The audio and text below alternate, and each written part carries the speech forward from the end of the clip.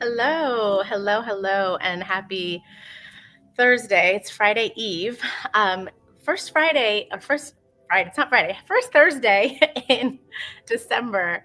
And this is going to be the one of the last live streams that we're doing outside of other channel member things that are happening through the end of the year. So super excited to be here to share in a little bit of space with you guys during this holiday season. I hope you all had a really beautiful Thanksgiving holiday. I know that it's a really busy time for most of us, and lots of things pulling at you, demanding your time and attention. So thank you so much for honoring me with your time. If you are new here in the space, hello, my name is Jasmine. If you've happened across this live stream, in this space, we are focused on alleviating the stress and confusion in the business of healthcare. And today we are doing that through the lens of how to level up in healthcare administration. And so when you get here, tell me that you're here. We had some folks already say hello. The live stream, the question of the day, I'm like reading the messages. The question of the day today is, are you coming to Saturday's webinar? So this Saturday, which is, I'm assuming, the 7th of November, no, not November, of December, is going to be centered around healthcare administration and helping everybody kind of break into the field of healthcare. So Crafty Coder is in the house. Hello, it's so great to see you. Always a gift. Todd is here. Hello, Todd, one of our channel members. If you guys don't know about channel membership and you're curious, Todd, you can't see it for whatever reason through this app, but he's got a little badge which shows up with that like little squiggly thing on me sharing. But if you're on YouTube, you can probably see his badge because he's a member of the channel. And so if you're curious about channel memberships or other memberships, you'll want to visit. We have a channel membership video up, and then we have an all memberships related video, and I'll talk more about that later if you have not heard about it. Oh, will Nicole be on Saturday's live stream? She will be in the background. She's always around. I'll say Nicole's always listening. She's always present. So the answer is yes, kind of. Is that the only way to get you there, Todd? And if so, then the answer is yes.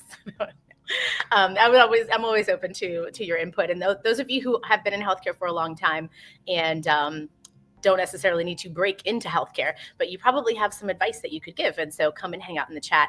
It is you must register for this particular webinar. So it is not a live stream like we are doing today.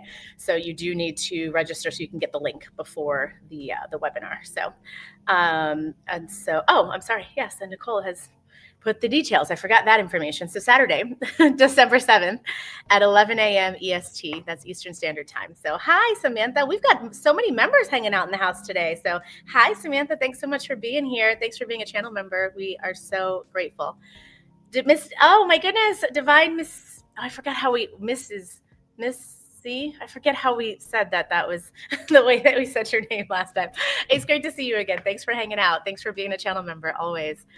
All right, my friends. So today I want to dive into some content. First, I just want to give you just a little reminder as I start talking. Feel free to pop questions, comments into the chat. I'm going to try to pay attention to it. ADHD brain. Sometimes when I do that, it does what you'd probably just witnessed, which is the mouth doesn't work. So if you're curious about something that I'm talking about or you want me to expand on it, definitely put it into the comments throughout the conversation, and I will absolutely come back to the comments, kind of sprinkled in throughout the conversation. So, oh my goodness, Tyra, hello. It's so great to see you. Thank you so much for visiting. I know it has been a minute. I haven't seen you live in a while. So thanks for coming in and saying hey. So when you guys get here, let us know that you're here. Keep putting comments in. I will still say hellos when I have a little break. And then let me know if you're coming to the webinar on Saturday. So today's conversation, we're talking about leveling up in healthcare administration. So I'm really excited to talk about these types of things because there's so many of us that have either been in healthcare for very kind of a short period of time, or you've been a long period of time and you just have not gotten to where you want to get to and you're not meeting your goals. right? Maybe you had a goal to get to supervisor or to get to another leadership role or just to get the raise that you desired, and you've been kind of, for whatever reason, passed over for that. So hopefully today you will get some takeaways that will help you meet those goals and get you to the place where you desire to be in your career in the short term. We're getting into a new year. I know that this is when people get a little antsy and we start exploring possible new careers. And so if you are looking into the possibility of entering into healthcare or just having dipped your toe into the field, hopefully today will equip you with a lot of things to think about as you get into this new field, and hopefully can help you stand out in the field. All right. So my name is Jasmine again, and those of you who are absolutely brand new to this and have never actually heard me talk about what I do or what my story is, I have over 25 years, a quarter of a century worth of experience in the healthcare, over a quarter of a century worth of experience in the business of healthcare, and also working in a healthcare practice. So the stories that I've shared in the past, a lot of them come from experience of running a billing company, which I've had for about 20 years now. But before that, I did start my career in a practice. And so started my career from the ground up, right? So started out kind of, we'll say, hybrid receptionist marketing. So my role in this particular practice was I was doing some marketing support, doing some functions that helped them generate awareness locally. And then I was also working the front desk in the afternoons into the evenings, because they were open till like 7:30 in the evenings, and then on Saturdays as well. And so there were hours that I was doing things outside of the functions of reception, doing the marketing stuff, but I was doing reception first. The office manager took me under her wing because I did the things that I'm going to talk to you about today. And I learned everything I needed to learn about running the practice from her. She sent me into training. I also learned medical billing from her because she was also the medical biller for the practice. So this is unfortunate state of how things happen in small practices, is there's a couple of folks that try to wear way too many hats. And so that's why we have those fun images where people are kind of stretching their arms in all the different directions. And so I was grateful that that my manager at the time was willing to share all of her knowledge. And she probably 25 years at that time, maybe more in healthcare. She was very experienced, we'll say. And so it was a gift. And I didn't necessarily go out and get a certification. As a matter of fact, I didn't even explore certification until I did CPC when I first started my business. So 7 years into my journey is when I decided to explore certification. And that was just because I didn't really know enough about coding, and I was curious about coding. At least I felt like I didn't know enough about coding. I noticed also that I didn't like coding.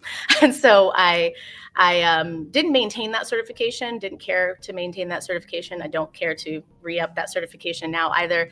I highly dislike coding. Those of you who've hung around here long enough know that. I am not a coder by interest. I have the skills to be a coder, but highly dislike coding. It is just not my nature. And so yes, the coding certification happened, and then I didn't even attempt the billing until a few years later, and that was really for the same reason. It was me trying to kind of certify what my knowledge was. Now, keep in mind that even though I didn't necessarily have a certification, I absolutely did continuing education pretty regularly for a lot of reasons, especially starting my billing company. I did practice management and billing, and I really felt like it was the way for me to stay fresh on the tips and tricks of how people were running efficient systems in their practices. And if I'm going to be trying to teach my clients how to do that, then I got to make sure I'm getting this information from reputable sources, right? So I say all of that to say, I have a lot of experience from kind of all angles of healthcare. And so yes, my last, we'll say 15 years heavily focused on running a business myself, but also doing consulting that involves system optimization, revenue cycle audits, and optimization for medical practices as well. So I've got a little bit of knowledge. And so with that said, I know from the leadership side, and I also know from personal experience that there are things that you can do to help you stand out. And that is not just in healthcare. some of these things do apply to every industry. So if you were working another full-time job and kind of this is what you want to do for your side gig, I'm hopeful that you can take nuggets from this that you can apply to both areas of your life. All right. So with that said, I'm going to check the chat while I pull up my notes again because my screen went to sleep. Okay. All right. So hello. Oh, okay. Yeah. Welcome to yes. Exactly. You know the feeling. ADHD brain. Yeah, this is why that no notifications on ever for me. Otherwise, I'm a squirrel. All right. So subtle ways to stand out in healthcare administration is kind of what we're talking about. Is like in this world of healthcare, there's lots going on, right? You can try your best to make a big old splash, but that's not always possible. Let's be real about the fact that people are busy and we all have somewhat tunnel vision. We're so hyper focused on the things that we need to do that we're not always thinking about, oh, that person's doing such a great job, right? And so, or that one thing that they did was so great. So it's really important to know that even though you might have done that one really magnificent thing and it felt really impactful for you to the practice, they may not have seen it, they may not have noticed it, and that's not to do potentially directly with you. There is a chance that they just have overlooked it because everyone's busy, right? And so my first suggestion is always be willing to help and be consistent with your willingness to help, because what the truth is that when we show up and we're really trying our best, we're doing our best when we first start in a practice, it feels like, okay, we're new. They don't getting to know us. They're so wrapped up in trying to understand whether or not we know what we know and whether or not we have the capacity to fulfill a particular role, that they aren't necessarily thinking about the ways that maybe you stand out and the different ways that you have maybe embodied this role that shows up differently than what they've experienced in the past. So what I'm saying is that they've got tunnel vision on like, you just got hired.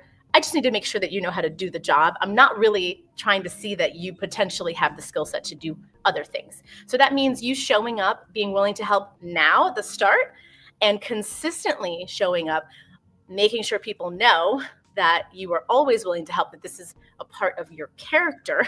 This is something that this is part of your work ethic, right? That you are always going to be willing when possible to show up and be present, right? Consistency is key in all things. We must recognize that just showing up to work on time, doing the things that you're supposed to do while you're there, the bare minimum of the things that you're supposed to do. And I say that just at a minimum, you're doing what you're expected to do. That is consistently over time. That is going to, first of all, just check the box of like, I'm not worried about this person showing up to work or doing what they're supposed to do. Then we layer on these next suggestions, which is you taking that and being consistent and showing up, making yourself known as someone who really cares by actually using your voice and saying, hey, I'm excited to be here. I'm excited to learn. I am excited to help. So how can I help? Right? So using your voice on a regular basis and saying, hey, how can I help? And it could be by way of your service to the patients. Like, how are you nurturing the patients when they show up? It could be by way of supporting a fellow coworker, right? You could be very honest. Hey, I'm new. I'm still learning. I don't know how to do this, but I would love to learn so that I could help you, right? You actually standing in your own confidence and just asking really makes a big difference. You're allowing yourself to be seen. You're making it known that you want to be helped. You're being that you want to be helpful. You're being consistent and openly communicating that you desire to help. Okay. The next thing that I would suggest is be ready to go above and beyond, right? Be ready to ask, how can I help? Really openly, and actually take the steps to do it, even if people don't ask, okay? So if you're asking, there's a chance that someone would be like, oh, no, you wouldn't know, that's okay. Thanks for asking. Yeah, sorry, I just don't have time to show you right now. That's very possible, right? But like, what is something that you can do that can be helpful? For example, let's say you notice that you have a coworker, or they've been talking about how stressed out they are about reports and getting something done, a particular deadline, right? It's month end close, and your supervisor is like, you can tell, stressed beyond, right? What can you do? What can you say? What are things that maybe need to happen? Hey, would it be helpful if I check your messages or pick up your calls or cover the phones, even though that may not be your primary function, while you focus on said thing that you need to, said deliverable or deadline that you have? Like, actually give the ask of like, here's what I would like, the offer of how I would like to help you, just by being observant, right? What are the things that you could do potentially to support them that doesn't require them investing time in training you, so that you can still be helpful and not create extra work, if that makes sense for them. All right. So some examples of this related to patient, or an example of this related to like patients, is we all have been in practices where they've got a mountain of paperwork, and you have those patients that come in that really struggle, whether it's a struggle because of a language barrier, or whether it's a struggle because of just pain and capacity to write, or they're just not feeling great. Like, what could you do potentially to support that patient? And can you say, hey, so and so, I'm going to take 5 minutes and just check on that patient and see if they need any support filling out the paperwork, right? Because the way that the practice, well, hopefully the practice is focusing on patient care, the way that you can be supportive on the practice's reputation, which is what, you are the face of the practice when you're working in healthcare administration of any kind, right? You are the one who is representing the practice, whether you're the person picking up the phone, you're the person who's at the front desk, the scheduling team, what have you, whatever, right? Even as a pre-certified, someone who's doing pre-certifications and referrals, right? You are the one who is representing, or being the representative for the practice. So it's really, really important that you recognize that there's these little things that you can do to help bump the reputation of the practice. So yes, it's going to help you also be able to stand in your confidence and power to be supportive, but bonus, you get to actually amplify the practice's reputation and that patient's experience. And so that I would call a win for all parties, right? Not just a win-win, it's a win for everybody involved. All right. So these are things that you can do that will help you stand out, and people, again, feeling that you care, I think, is going to be the biggest outlier, the way that you can stand out very easily for all individuals, the patients, your supervisors, other leaders in the practice, other folks in the practice, even your coworkers. Some of them might notice, like, wow, that was weird that they asked to help, right? They might notice, and you might change the culture. You might actually improve the entire practice's way of serving the patients. All right. Hey, want to be natural. Good to see you. Thanks for hanging out. All right. So next is stay curious. So curiosity, and we talk about this a lot in this space, it's the gold standard for someone who is going to be advancing quickly in life, and that's life overall, right? Like, we talk about this insatiable desire to learn and grow and expand, and that's because you stay curious. You're like, I wonder what happens there. I wonder why this happens in this way. Let me look into that and see what I can do to help, right? You're just curious, even just curious as an outsider, just to know what goes on, right? It's like, I wonder what really takes place in that department, right? When you're in a practice and you don't understand your coworkers' function and they are right next to you, in my opinion, you are limiting yourself and your opportunity to be more instrumental in the practice's success, right? Because at this point, you're in a role that is everything has an impact on everything else in healthcare, right? So we are all connected. Even though that practices can oftentimes, and organizations, they can sometimes silo themselves, which means that they try to operate, this is our department, whatever. They're all interdependent, right? We are all connected. What we do impacts the next department, which impacts the next department, and so on and so forth, right? So, and there is a cyclical nature. This is why we called it the revenue cycle, okay? There's a cyclical nature to things. And so you understanding your coworkers' responsibilities for the sake of being supportive, super vital, not just to you being able to help out if something happens and there's, they're got some emergency leave situation, or they're just feeling overwhelmed in that moment, right? It doesn't only help for those reasons. It also just helps in the grand scheme of things, right? The practice as a whole benefits from other folks being able to support where needed, right? To understand what someone's doing, to understand what happens in a particular area of the practice, you being curious about what happens in the practice after that you touch that patient. For example, if you're working in scheduling and you don't know what happens when the patient visit takes place, or when the patient gets checked in or checked out or anything like that. And I'm just saying right now in the front area, right? There's so many other things that happen in the back that you could get curious about. And most practices are not going to shut you down for wanting to learn more about how the practice functions. And you just say, hey, like, I want to understand what happens at the practice after this patient leaves my department, so that I can make sure that what I'm doing is supporting those other folks, right? And I know that it sounds like, oh, well, that just seems like an easy thing. Obviously, I know what happens. No, but do you really know what happens? Like, let's be honest, right? Do you really know the pain points and the frustration that takes place? One of the things that I suggest when training healthcare organizations to implement things like team development days and trainings, right? So ways where they can be able to introduce departments to each other, is actually have them speak to each other and be like, hey, what do you do? Oh, interesting. So it's almost like a networking department with a networking event internally, but with a lot more purpose, right? I have them ask, like, hey, do you know what I do? And what I do in my department, how do you think that impacts yours, right? Or really creating this conversation of like curiosity of ways that we can support each other without directly necessarily knowing all of the intricacies of what we're doing. There are just ways that what we do, we can be better at it, that can impact and improve upon what you're able to do, right?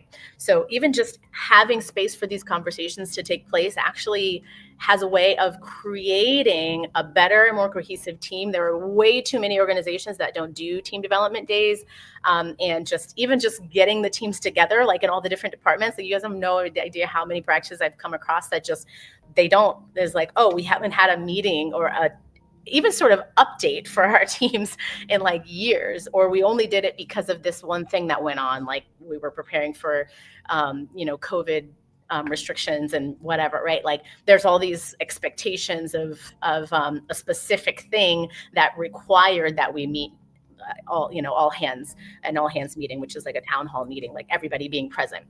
Right. So it's something to think about when you have these opportunities, just to do it on a one-on-one level. Like, if your organization practice isn't doing it, fine. But what can you do to stay curious and continue to ask the questions that are necessary to help you understand, right?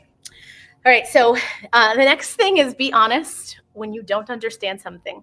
And I say that from your own functions of like what you're responsible for, but also when you're learning about these other departments and you're curious, you're like, why do we do it this way? Like, ask the question, definitely question it. But if you have learned something or been introduced to something, been trained in some function, and you don't understand it. And sometimes we can get in our ego can get in the way. We're like, I'm good. I don't need anybody's help, right? And you end up telling yourself this lie that says like, I don't need you to explain it again, or I don't need some additional training, because you don't want to seem like you don't know, right? You don't want to seem like you don't know. The truth is that as a leader, we actually care and value the people who we care for, and value the people who actually say, you know what, I didn't get it. Like, you guys trained me in this and it didn't make sense, versus the people who are like, oh, I got it, super confident, and then make a ton of mistakes. Like, that drives us crazy as leaders. So it is so much better that you just are honest and you say, you know what, I heard it, I received it, I listened to the training, I've done the function a couple of times, but something's not right. I'm not getting something. Is there some way that someone can kind of sit with me so I can, maybe see if I can close the loop on what I just learned, right? See if I can kind of like give myself another opportunity to relearn it, maybe by having someone present, right?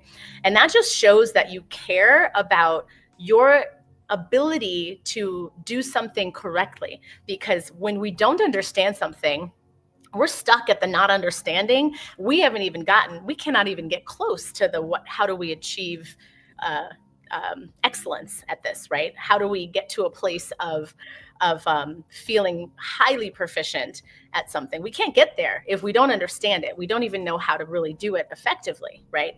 So one cannot exist without the other. Okay. All right. So I'm just over, I'll say halfway. Let me see.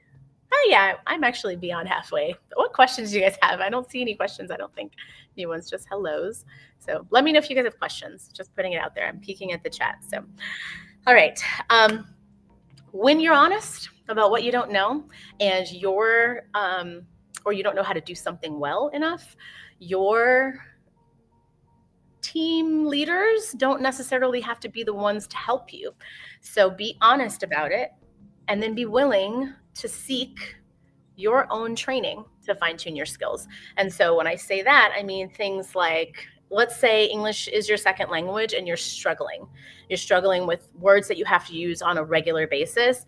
There are training, and I say this from, having been in bigger cities. So I will put that out there as like maybe online might be somewhere that you have to search. But if you have access to libraries, to local business centers, to women's business centers, or like something that's maybe hyper focused specifically in a particular area that you're interested in, there is a chance that they have English skills development classes. So it might be specifically like kind of general classes, or it might be specifically English in business settings, right? Where you can practice, where you can develop these skills. There are a lot of people who do this on YouTube. If you've never gotten pulled into that niche, like there is actually pronunciation channels for everything.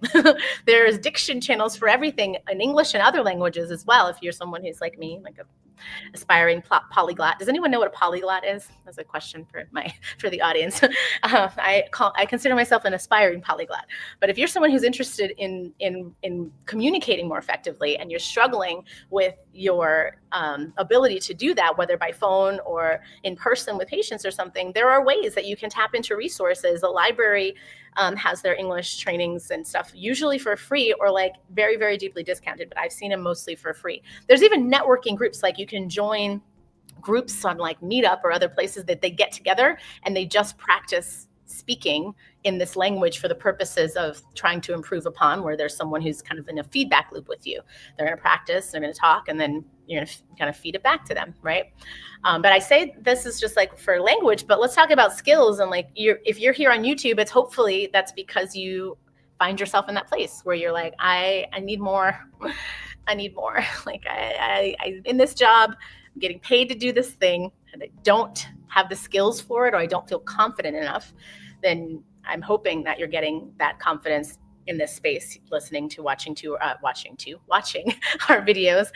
And then maybe if you're interested you're going to our training. So if you haven't accessed or known anything about our training, we very, very recently pivoted the channel to make our training more accessible. Pivoted the model to make our training more accessible, because we've heard a lot of feedback from folks that were super interested in getting into healthcare and wanting to get access to the training, but we're having a barrier. And the biggest barrier I know is cost. I know it's expensive. Life can be expensive. And so if you're interested in learning about the subscriptions, Nicole, look at that. She just popped the little thing there. There is, you can see all the tiers on that page on our website. But I just recently did a video that's here on the channel as well that explains those as well, in case you are still unsure about what fits for you or what's included in those tiers. But the first level, which is I think $10, or I don't remember what it is right now, but it's on sale. I think all of them are actually on sale right now. But the oh yeah, Nicole has. Thank you, Nicole. Everything is on sale through the end of the year. That takes the price down. But on that first tier, you get access to all of the mini courses that we have available, and that includes like the language of courses and things like that. So if you're feeling like you need to just kind of like develop those skills that make you feel confident, so that you can fully embody your role in a practice, then do that, right? Do that, because this is one of the easiest ways to be able to access your. Oh, this is a great question. Do the tiers cover the medical billing class? Yes, actually, yes. So we have the 3 different tiers, and it's the mastery level, that mastery level that covers the mastering medical billing, and the basically the mastering of reception, which is coming soon. That one is like literally we've continued to that was going to be a mini course, and we've decided to make it a bigger course because there was just so much content that I wanted to make sure that it makes it possible for someone to actually master reception by taking that course. So it kind of like pulled it back and said, all right, I want to like dig deeper in that. But yes, to answer your question, it does. And so the mastery level covers the mastering medical billing, and it gives a bunch of other things. So I'm not going to remember all of them now, but definitely check out the tiers. So thank you for that question. Abu, hello. So great to see you. Thanks for hanging out. And you called me Jazz. That's nice. Great to see you. All right. Oh, I'm sorry. Did you want me to share that? Put that there, just to Nicole. There we go. Love it. Okay, cool. All right, my friends. So training, when you need, get the training, help yourself build the confidence. Like I shared with you when I started my billing company, especially, we were heavily focused in billing and practice management, right? So like we basically covered so many areas of the medical practice, including what we were just talking about, like practice meetings and, practice structure, like writing SOPs, doing marketing. Y'all, I do not suggest that you do all of that when you start your billing company. Okay. I was like, it was a lot. I was hyper-focused in one specialty. However, like it was a lot. And I did it under all under the commission rate. Now our commission rate was high on the higher end because we ran a bunch of, and I say on the higher end, I think from that time, because it was around 10% for practices. But the truth is we were basically like the remote managers will say to the practices. And this is a long time ago. So you guys keep in mind that like this was before people were really comfortable doing anything digitally there, and some of the stuff didn't even exist. Like this type of stuff that we're doing right now did not exist. It's how long ago I'm talking about, you guys. You understand this. But there was definitely a huge difference in the approachability of like, let me do this for you and trust me that I can do it for you and I won't physically be here. So there was also that developing the relationship as well. So, but we did a lot. And so the practices gained a lot of support from the relationship, and we enjoyed being able to work more closely with the clients. But I say all of that to say that, you learn a lot about the things that don't work well. You learn a lot about the bigger problem. So when we hired, I didn't say this part, I had a kind of a friend who had a recruiting company, and we worked kind of tandem, and he would hire the receptionists and managers and whatever in practice. So that company hired them, and we did the training for those new hires. All right. So just so you understand that I know this very, very intimately. And, you learn very quickly that like, there are just people who are they're not equipped, and they don't have enough confidence to say that they're not equipped. But because I was trying to do all these things, I'm also very young at that time, right? I was in my early 20s. So me having like the constant insatiable desire to consume training, like it was a real deal, because I didn't feel comfortable. I felt very severe imposter syndrome, but I didn't feel comfortable in myself. I was worried that I'm going to be perceived a certain way because I was young, right? And I knew what I knew, but I didn't want to be perceived as young and potentially, young and reckless or whatever, and not someone trustworthy. And so I was constantly studying and learning and taking training and things. So that's why you guys are hanging out with me here. And so, because I like to do it. This is one of my favorite things to do. All right. So next tip for my how to level up is organize and create your own structure. There is there's a lack in a lot of practices of the right amount of support that exists for functions that people think of as like, well, they're kind of easy. So the practices that do a great job creating structure are those that already have the long game of wanting to grow, meaning they know that they want to open up multiple locations.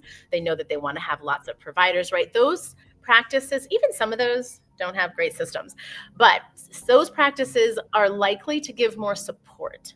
But in a smaller to medium sized practice, you might get basic checklists. You might get a training manual that's outdated. You don't always get the best training and resources. So what you need to be willing to do is to learn what the practice's current step processes are, learn the steps that they are showing you, lots and lots of effective scribing, lots and lots of effective organization, and take those notes that you are gathering from your training and organize them to be helpful and supportive for you.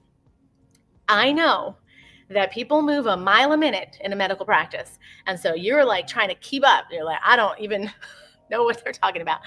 What I suggest is you need to be very, very real with your supervisor, right? I have ADHD. I also am sometimes like I'm hyper focused on things when I need to be, but sometimes I can want to be a lot of places, right?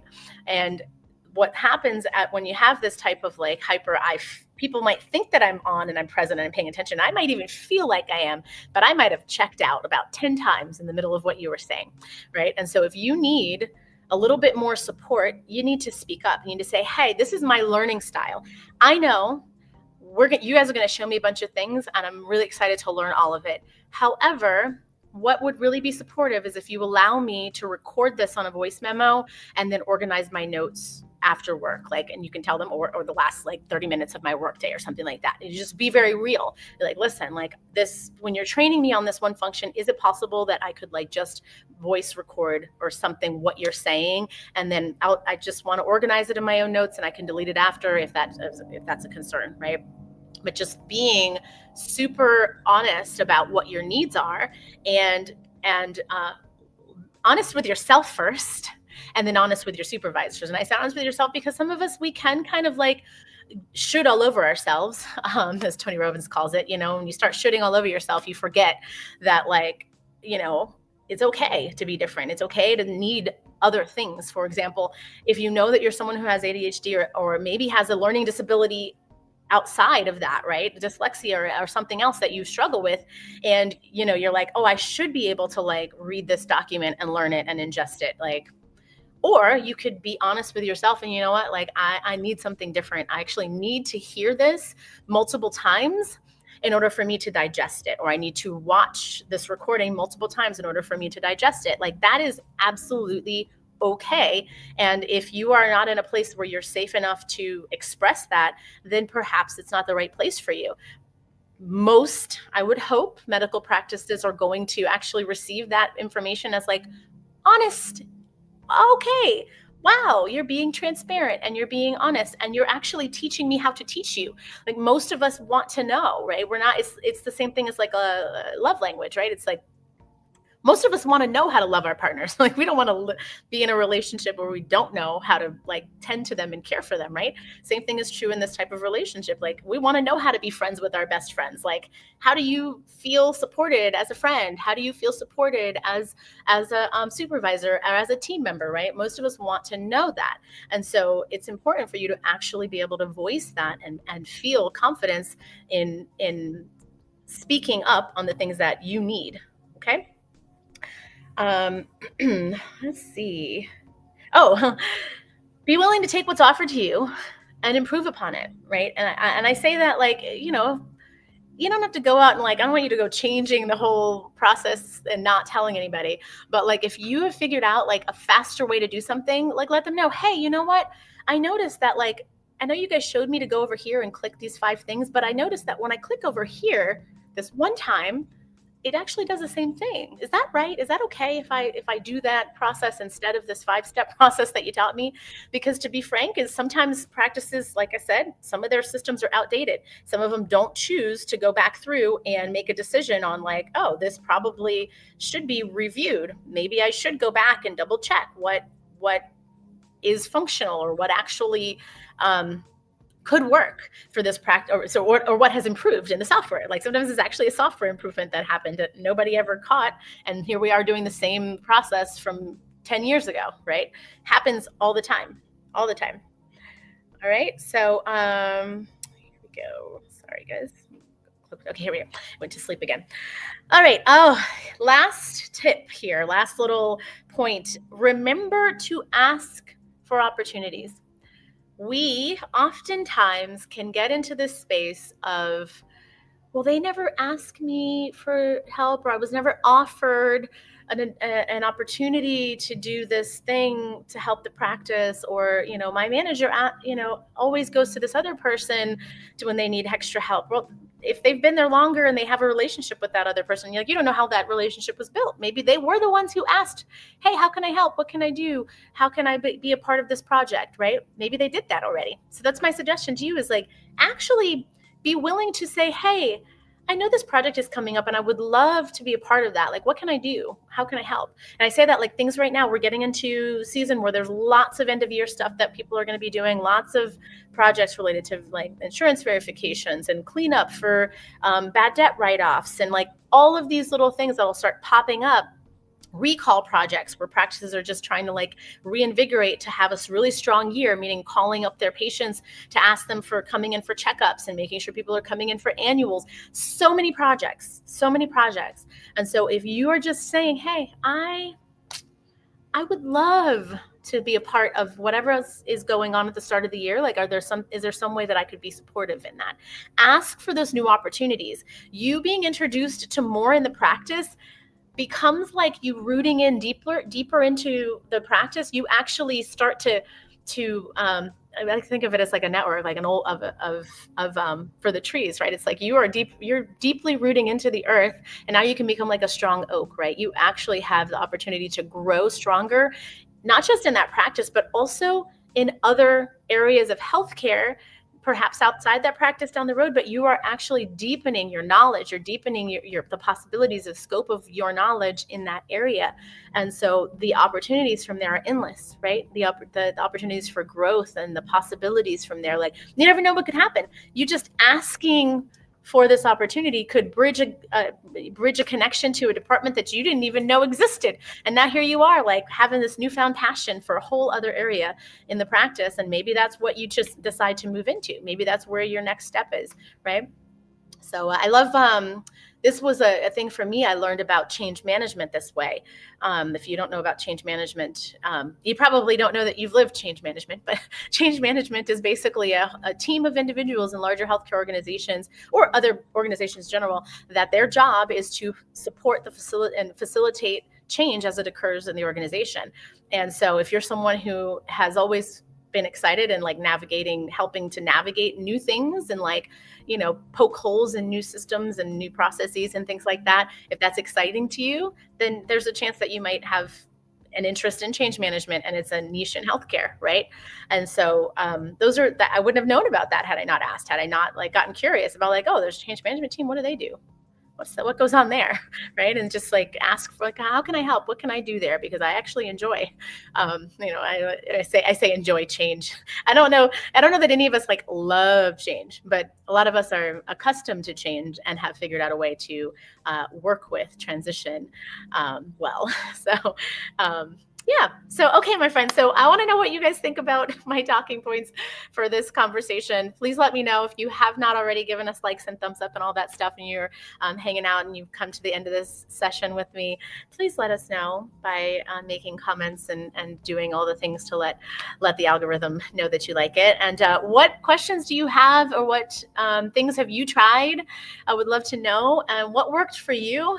Always interested to know what worked for you in your experience. If you're someone who has a lot of experience in healthcare already, definitely feel free to share, because there are people who are always conversating in the comments. You can also visit any of our Facebook groups as well, and have conversation in there.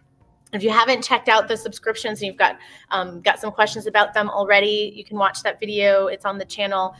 You can also send us questions if you have questions about it. We are on On our website, there is like a little chat box there that you can speak to Nicole, actually, in that chat box. She's waving in the back right now. Um, and also, if you email learn@inlera.com as well, that's also a place to ask questions. So, yes, all of the links are in the description box below. Thank you, Nicole.